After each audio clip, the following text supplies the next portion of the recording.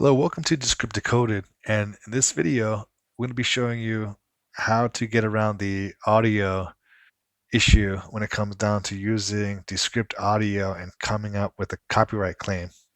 So, for those of you who don't know, if you use the stock music, oftentimes when you use it, you'll be hit with a copyright claim right here. And this issue is quite annoying. In this video, I'm going to be showing you what I personally do in order to not run into any issues.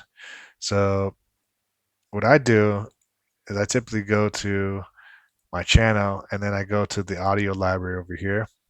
I'll give you a whole list of ones, but then I filter. I go to this little bar over here and I click filter by attribution not required. And then I make sure that is checkmarked. And then I download the ones that I like.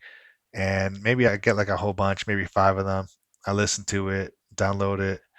And then after I compiled everything, I store it into a file on my computer. And then once I store that onto my computer, I go ahead and add it into my recording. So I will go ahead and upload the files into here and then upload the song that I want into here and then add that manually into the recording. So that way there's no issues with anything that I do. So let me go ahead and show you what I mean by that. Just go all the way. So upload from computer. Remember the YouTube audio library I said I made, right? I practice what I preach. I'm not showing you stuff that, it's just theoretical. I actually do what I say and what I teach.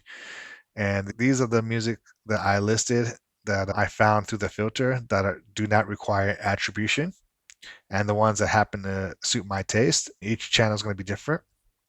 And then I just go ahead and add it like I would normally. So in this case, I double click it here. You're going to see it here. If you want to edit, add the whole part or parts of it, you can do like here. I simply just let it run and add the whole song.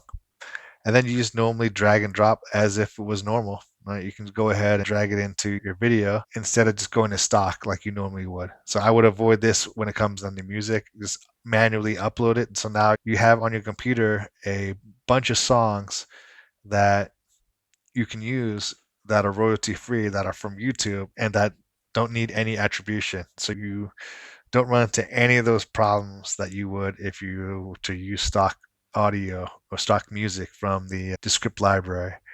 And that is how I get around this sticky situation that Descript music put me in. Now, a word of advice and a little bit of warning, the stock audio it's a bit like it's okay. Is it wonderful? Is it going to knock your socks off? Not really. But does it get the job done? Yeah, it gets the job done. It's good enough. And you don't have to worry about having any copyright strike hanging over your head using this method. Now, there's other methods you can use. You can maybe find other vetted sources, but I think this is like a triple foolproof method because number one, you're getting directly from YouTube themselves. So, if they are giving you faulty music, then it's on them. Two, you're using non-attributed music. You're filtering by non-attribute required music. So you're protecting yourself once again.